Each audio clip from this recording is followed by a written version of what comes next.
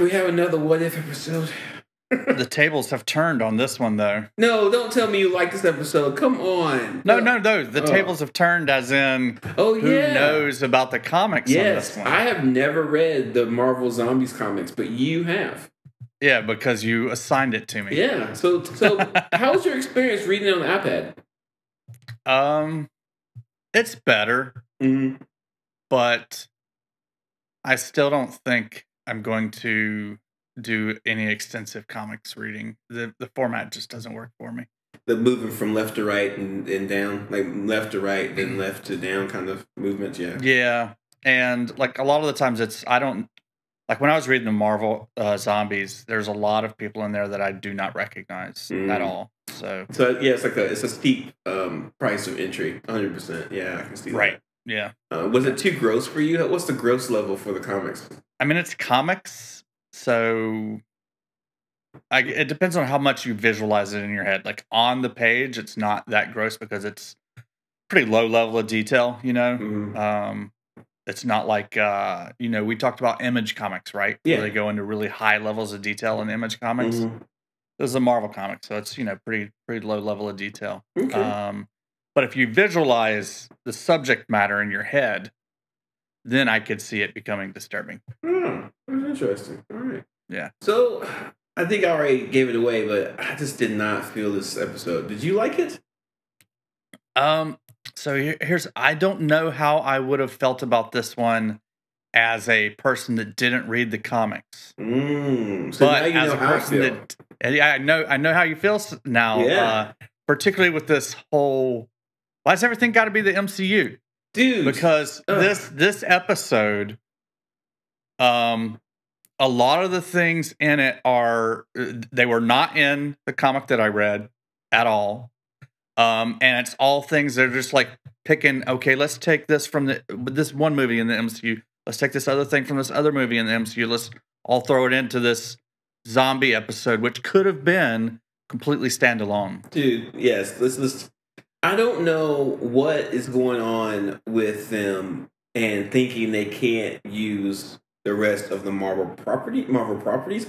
It has to be an in-house rule or some kind of editorial decision, but it's whatever it is, it's bad. It's a bad decision, especially when it comes to What If. Like we all thought, I thought that What If would be a place where we got to finally play into the sandbox, and this was the prime episode to do it, but instead they were limited by the MCU. And here's an actual really interesting part. They gave more time to a piece of clothing than actual characters. Like that little Doctor Strange's cape. The Doctor Strange's cloak. Doctor Strange's cloak got more stage time and more personality than the rest of the characters. And like, I don't know if Marvel, the editors and the creative people at Disney and Marvel, do they really understand that we don't really care about that cloak? Like, it's not like, hey, everybody loves this cloak, make him a hero. Like, no, not really. And like, I don't understand it. And it's starting. Do you think that cloak was in the comic,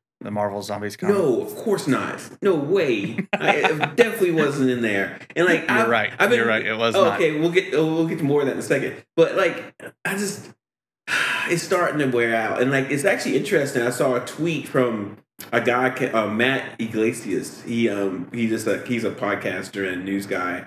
Okay, you recognize the name. Yeah, Gamer or something. Again, is he involved with like gaming? No, he's like big political stuff. But he was like, he said something. He said something like the Matrix. Like he said, Will Smith talking about being in the Matrix is more interesting than what if comics are doing right now in Marvel. And like, it's a long inside joke thing about Will Smith saying that he was proposed to be Neo in the Matrix, but that's not true. The whole point is, I do not remember Will Smith in the Matrix. No, it's a whole mess. But the whole point is, he's right. Like, there is so little creativity in these What If episodes, and I don't know. They have a few more episodes to redeem themselves. I don't see how they're going to do it. I don't get it. I guess I'm beating a dead horse at this point. Do you remember how excited we were coming off of the first episode? Yeah, I really was. Yeah, it was a great first episode. And I was excited about last episode. I was excited about Doctor Strange. I thought finally they're starting to relax a little bit. We haven't seen any characters from the comics that's not in MCU. None. I don't get it. I don't get it. Like Marvel has thousands of characters. They could easily thrown in all kinds of Marvel characters from the comics that we've never seen before and saw them get eaten. You know, and we just didn't see it. It's just anyway, we have some before we get to our Q&A, because I know I get to ask you questions this time. Did you notice that there's a plot hole? There's several plot holes in here. Did you see those? You'll have to bring them up. Okay, I don't think I caught those. So in the What If episode, Banner gets shot from the Thor Asgardian ship, like in the movies. Remember that from Infinity Wars, where he gets teleported to Earth, right? When that happened, and in the episode of What If, he's by himself, but then Iron Man zombie, Doctor Strange zombie, and the Wong zombie show up and eat the Maul, and I forget the other guy from Thanos, right? Ebony Maul. Yeah, so far so good. But here's a big problem, okay? You love Ant-Man, so you saw Ant-Man 2, correct? But of course you did, right? Mm-hmm. You remember when they went and got when they got Janet Van Dyke out of the miniverse and brought her back, right? Yeah. Remember that? Mm-hmm. Okay. In the What If episode, she brings back a virus that is the zombie virus, right?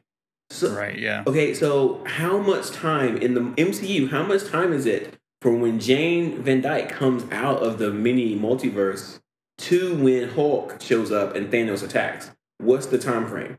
How much time is there? Because it had to be at least a month or two, because that's how long it would have taken to cause everybody to become a zombie. Mm-hmm. See what I'm saying? Yeah. I didn't think that was that much time. Because in the end credits of Ant-Man 2, they get snapped and they disappear. Right? Mm-hmm. And so that's one. Two, okay, if you looked, I keep saying Sebastian Stan. His name is Winter Soldier Bucky. Bucky had his Wakanda arm on.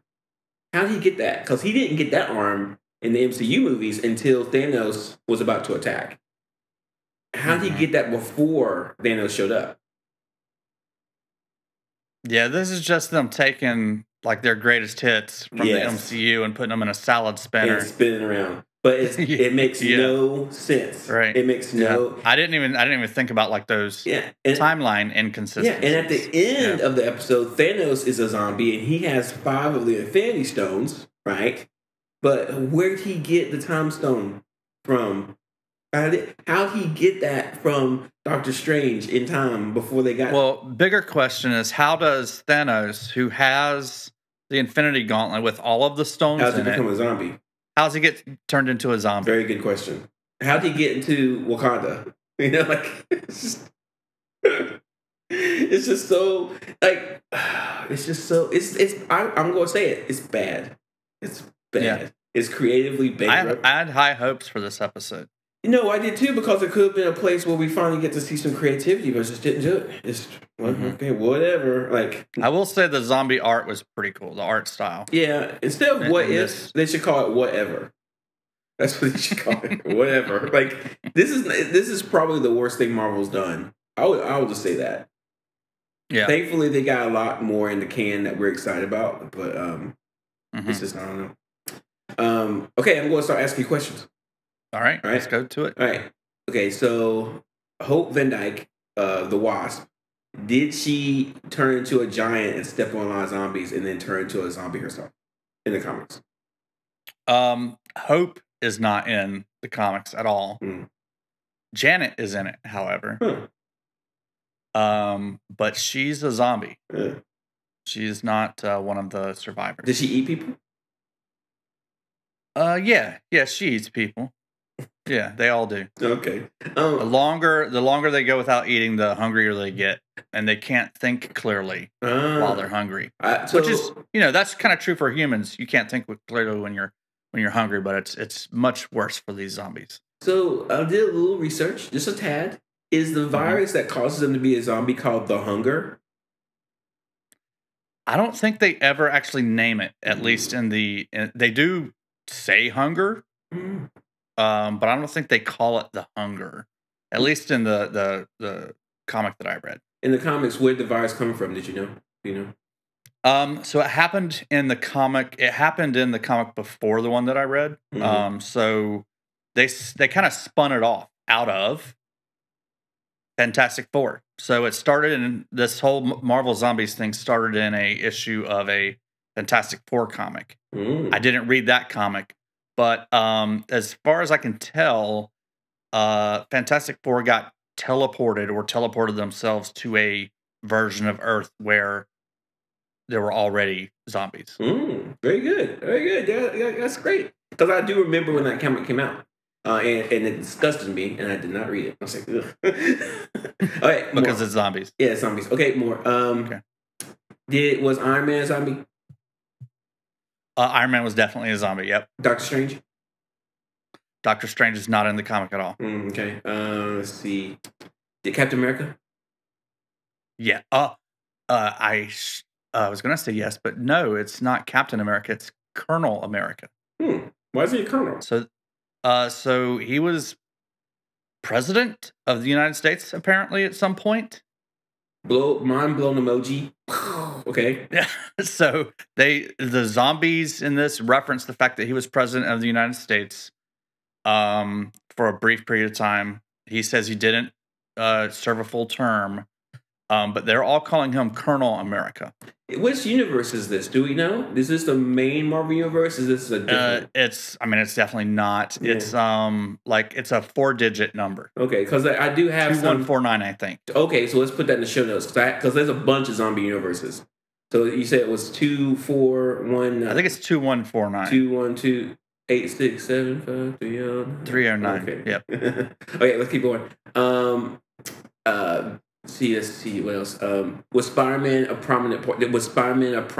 Because in the What If episode, Spider-Man was kind of like a big hero. Was he like that in the comics? Yeah, I'll say the coolest thing about this episode I thought was how Spider-Man created a safe base for them in the What If episode, where he used his web slinging powers to make it get a bunch of buses or train cars up in the sky where the zombies couldn't get to them. That was pretty cool. Yeah, plot hole. Spiral fluid like that only lasts 2 hours, so it would have already dissolved. Really? Unless he made a special formula. That's super nerdy. Keep going.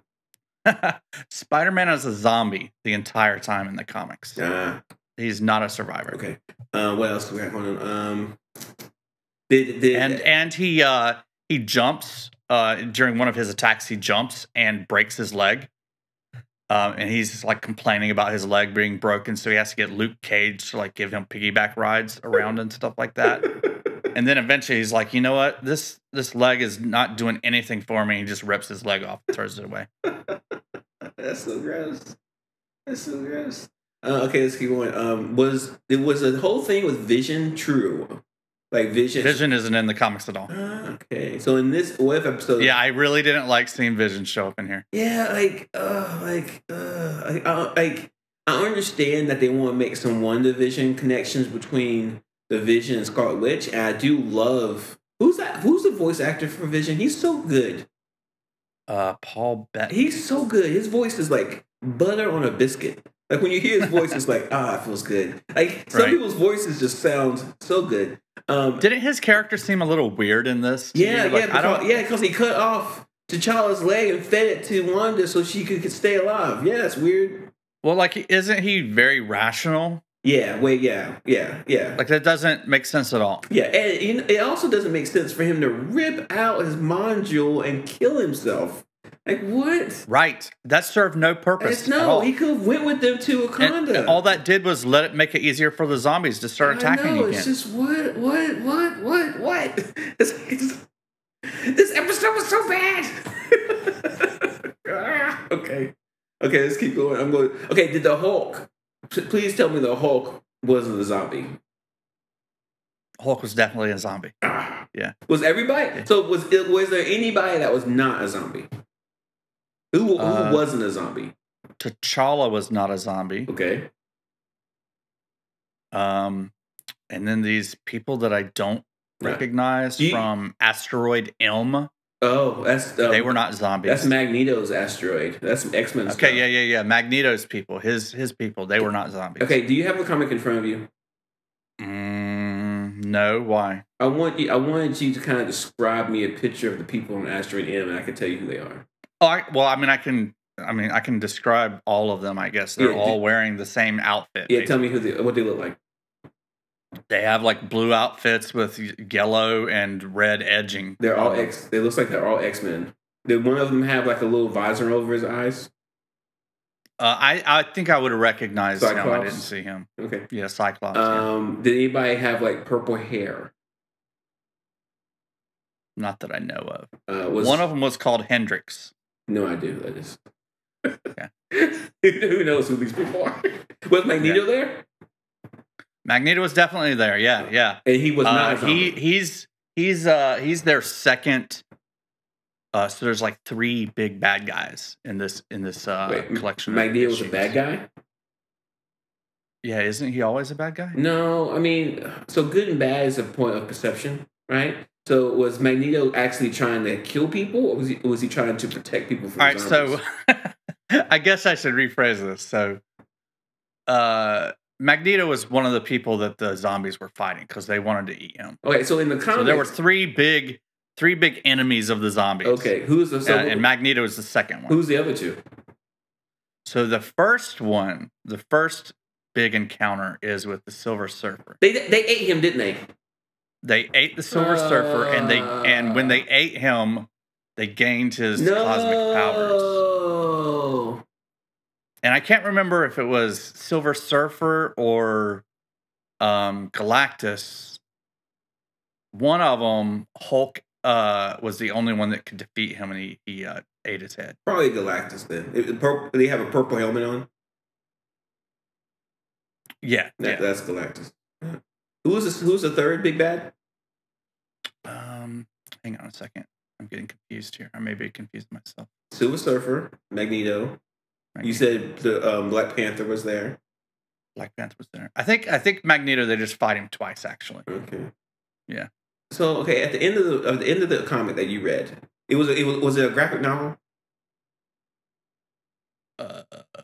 It was a collection of issues. At the end of it, was everybody a zombie?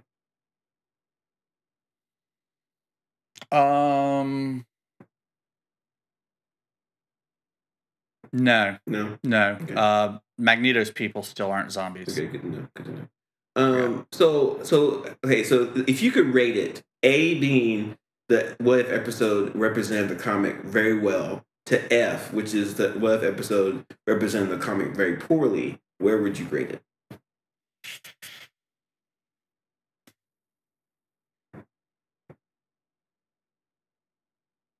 This Dead Space like a D, maybe. D, wow. It's I mean, it in broad strokes, it does a good job of representing the comic. Mm-hmm. But then once you introduce Vision and Wanda, it kind of all goes off the rails, and it's nothing like the comic from that point on. My final question: if they would have stuck closer to the comic, do you think it would have been a more successful episode? I think it would have been. I think it would have had a better chance of being a successful episode if they'd stayed closer to the comic. You know, I didn't exactly enjoy reading the comic either, to be honest with you. But even though I like zombies, I like zombie movies. I love Shaun of the Dead. But I think I enjoyed reading the comic better than I did watching this episode. I think it would have had a better chance if it stuck to the comic, especially with the art style. Like the art style in What If is better than the art style in that comic. Yeah, the comic is kind of gross and little kind of artistic zombie stuff versus the clean art style of the cartoon. Yeah. Right. You know, Mike, we've done a lot of these episodes. I didn't know how enjoyable it was to ask questions and listen to answers. I really did. It's pretty great. I really did. And that's what our listeners get to like. They get to hear your answers to this my is questions. so fantastic. It's great. This is so great. I'm going to miss this. We have to do this again. We got to do this again sometime. Not anytime soon, but at some point we should. Yeah, we can definitely do it. Yeah, because I definitely feel good. I feel. So you're all tapped out on questions. Yeah, I'm all tapped out. I knew the answers to all your questions anyway. Oh yeah, you didn't ask about the Black Panther. I didn't. What about? Okay, so tell me. That's what happened to him is heavily inspired by what happened in the comics. Stop it. What? Okay, tell me what happens in the comics. All right, so in the comic, Hank Pym captures Black Panther, keeps him in his lab so that he can think straight.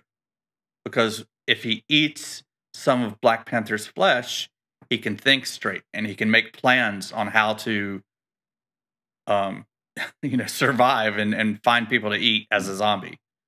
So he starts off with his arm, and then when we first see him, his arm is like severed at the elbow, and then we see Hank Pym cut off the bottom part of his leg.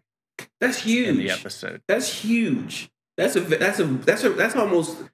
probably the closest connection we've had from a comic to TV show or to comic to MCU thing in a long time, like in a while. That's a pretty close. Yeah, but it's a completely different character doing it. Yeah, that's true. But for a completely different reason. That's kind of, yeah, that's true too. And a reason that violates like that character's personality or their motives. Vision wouldn't do something like that. Vision, Hank Pym, from what you've told me, he's been kind of a jerk. Yeah, that's true. He is a jerk.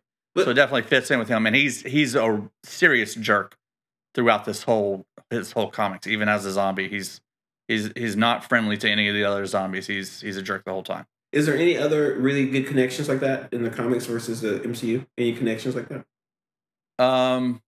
So Janet Van Dyne is in here too. She finds Hank as he's sawing off Black Panther's leg, and they get into a fight. Hank bites her head off. Bites her head off? Bites her head off. Or, yeah, I think he bites. Yeah, because he turns into Giant Man and bites her head off. Okay. There's a lot of him as Giant Man in here. So that's kind of like how Hope became Giant in the episode. Yeah. But he really just uses it like during fights, and then he shrinks down all the time. He doesn't like carry people through a zombie horde or anything like that.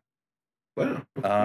And then T'Challa takes the severed head of Janet Van Dyne, and he meets up with the people from Asteroid M and goes up there with them. And then he gets romantically entwined with that Hendrix person up on Asteroid M, which is a space station. Yeah. And then they have a kid. And he has like half an arm and half a leg. Yeah, he meets so up on Asteroid M, the space station, he meets a guy named Forge. Yes, Forge. And Forge gives him some cybernetic arms and legs. Forge is from the comics. Forge is an X-Men character, but he doesn't have overt X-Men powers. His mutant ability is to invent and think. And he's a Native American. Oh, cool. Yeah. Cool. Scott Lang is not in this at all. Okay. Kurt. Yeah. Did you recognize Kurt in the episode? Yeah. Mm-hmm. From Ant-Man. Yeah. He's of course not in. No. Not in. He's an MCU character for sure. Yeah. Yeah. He's another one of the MCU characters. Sharon Carter. Yeah. Is another one of the MCU characters that was tossed in here. Happy Hogan. Yeah. Doesn't show up. Nope. In the comics. Vision we already talked about. Yeah.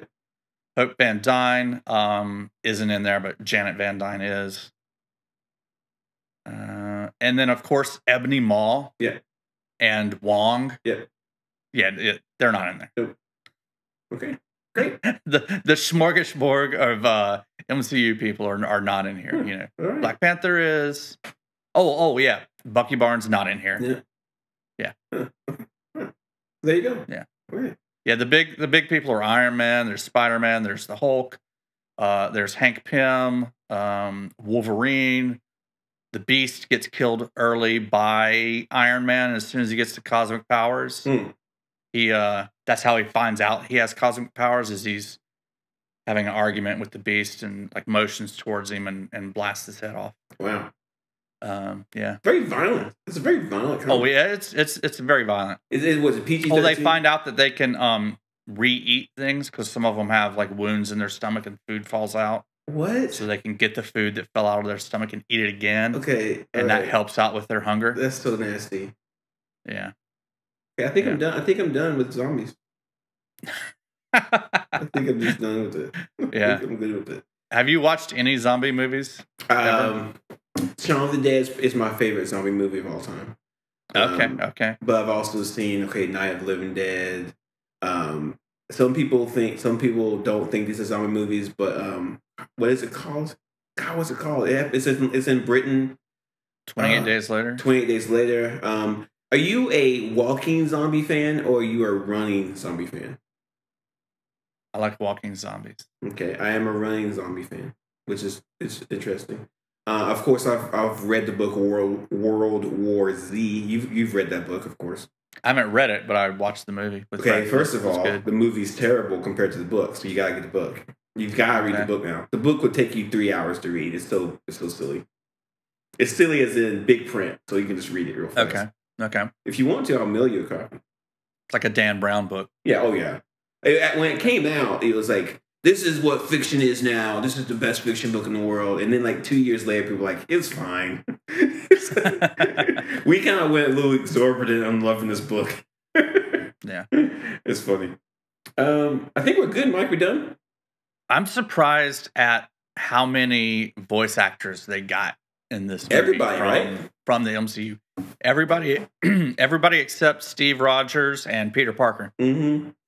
Like they got the guy that played Kurt in Ant-Man to do the voice for Kurt in this. How much money do you think they get just for like a couple hours of work?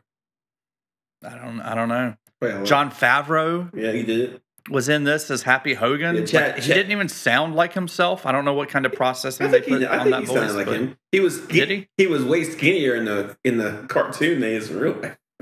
Yeah, his cartoon didn't look as much like Jon Favreau either. It was just kind of strange that they. I wonder why Tom Holland didn't do it. Yeah, I don't know. And then really kind of weird. Yeah, Chadwick Boseman was definitely in that too. So, rest in peace. All right. Steve Rogers makes sense. You know, his contract's up. He's done enough. Yeah. But yeah, Tom Holland's kind of an interesting one.